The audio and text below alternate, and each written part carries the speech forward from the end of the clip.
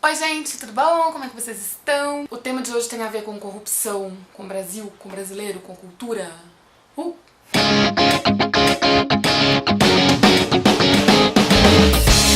Ultimamente eu tenho visto muita gente criticando o brasileiro por uma aparente contradição, assim, a pessoa critica o político, esse brasileiro, né, fictício, critica o político por ser corrupto e na esfera privada, assim, essa pessoa tá sendo corrupta também. Então, tipo, sei lá, tá sonegando os impostos, tá, sei lá, pagando, dando propina pro guarda pra não ser multado, esse tipo de coisa. Então a crítica é como a gente quer um político melhor nos representando, né? Se a gente se corrompe, se é comum a corrupção no Brasil, e mais ainda, se o político nasceu nesse caldo cultural, né? Antigamente eu achava que essa relação era bem simples, assim, também. Como muitas pessoas, o brasileiro é corrupto na esfera privada e aí chega lá e fica corrupto também e a gente não pode reclamar porque a gente é muito corrupto. Mas aí eu tava aqui em casa olhando umas partes que eu grifei em 2 livros e aí, sei lá, fiquei vendo como é tão simples assim, sabe? A gente é mesmo tão diferente assim, né, do canadense, do norte-americano. É claro que superficialmente sim, né, tem essa coisa de ser mais caloroso, mais alegre, generalizando bastante, né. Se você fala de um povo, né, do brasileiro, do canadense, do americano, você tá sempre generalizando. Mas enfim, será que assim no âmago, né, a gente é tão diferente assim? Nessa coisa de a gente se corrompe mais mesmo ou a gente pode corromper mais, né? Vou ler aqui pra vocês esses 2 trechos que me fizeram repensar nessas coisas. Primeiro é do Freakonomics. No início dos anos 80, um diretor de pesquisas em Washington, chamado John Silak, sei lá,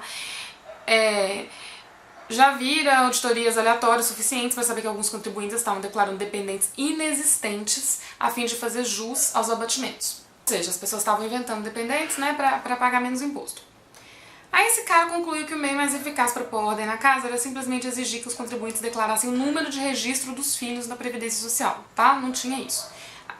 Falei que é nos anos 80, né?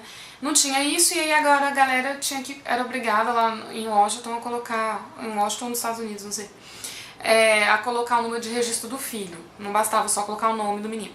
Que loucura, gente. Quando as declarações começaram a chegar no mês de abril, lembra-se o cara lá, Zilak, ele e seus superiores ficaram pasmos. 7 milhões de dependentes haviam desaparecido das declarações. Uma combinação incalculável de animais de estimação e filhos fantasmas. Olha só. A estratégia inteligente bolada por ele gerou quase 3 bilhões de receita, ou seja, a Receita estava perdendo 3 bilhões de dólares por ano por causa das pessoas que fraudavam. E aí inventaram esse mecanismo, né, de diminuir as fraudes desse jeito, né, as fraudes que inventavam, as pessoas inventavam dependentes, e aí, surpresa, houve menos fraudes.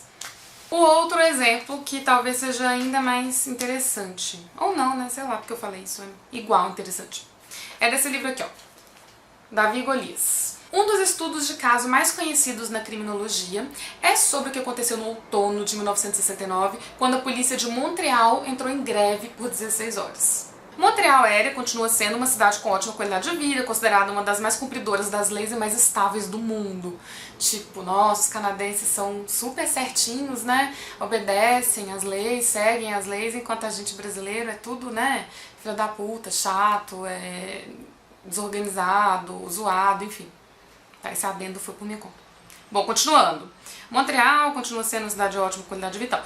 E aí, o que aconteceu quando a polícia entrou em greve? Caos. Ocorreram tantos assaltos a bancos naquele dia, em plena luz do dia, que praticamente todos os bancos da cidade tiveram que fechar as portas. Saqueadores atacaram o centro, estilhaçando vitrines.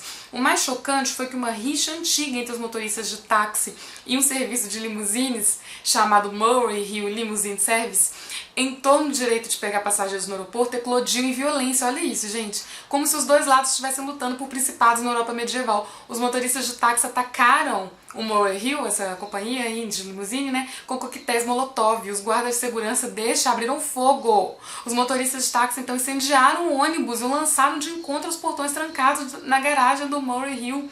É sobre o Canadá que estamos falando, o autor ressalta aqui. Assim que a polícia voltou ao trabalho, porém, a ordem foi restaurada. Eu achei muito interessante me confrontar assim com essas duas leituras, lembrar, na verdade, essas duas leituras, Porque eu tava com essa tendência de pensar, como muita gente, que a nossa cultura, a gente vive numa cultura corrupta tão forte que meio que não tem jeito, assim, de mudar o cenário político, a não ser que essa cultura mude primeiro, entende? Tipo, pros políticos serem melhores, serem menos corruptos, terem mais vontade política, enfim, né? Serem mais bons políticos. Para eles serem assim, a gente tinha que mudar meio que a cultura primeiro, né? Aprender a respeitar as normas e tal. E aí essas duas leituras nos lembram, né, de que os seres humanos não são exatamente assim, legais, bonzinhos, cumpridores de normas. A gente é também, mas não só isso, né? Se você esbarra com uma situação onde a corrupção é fácil, as pessoas vão se corromper. Por outro lado, se é difícil, se colocam se fazem essa mudança na declaração do imposto de renda de Washington que eu estava lendo, ou se tem uma ordem lá sustentada pelos policiais na rua, de repente essa ordem some, o que acontece? Os canadenses ou os norte-americanos se mostram bem parecidos com a gente. Eu acho legal ter esse carinho com o brasileiro, né? A gente já se critica tanto, eu tenho a impressão de que é muito forte essa coisa do complexo de vira-lata na nossa cultura, uma coisa muito característica nossa, esse complexo de colônia, o que vem de fora é melhor, é maior, aqui tudo é pior, inclusive o nosso caráter, né? Como se cultura não mudasse, como se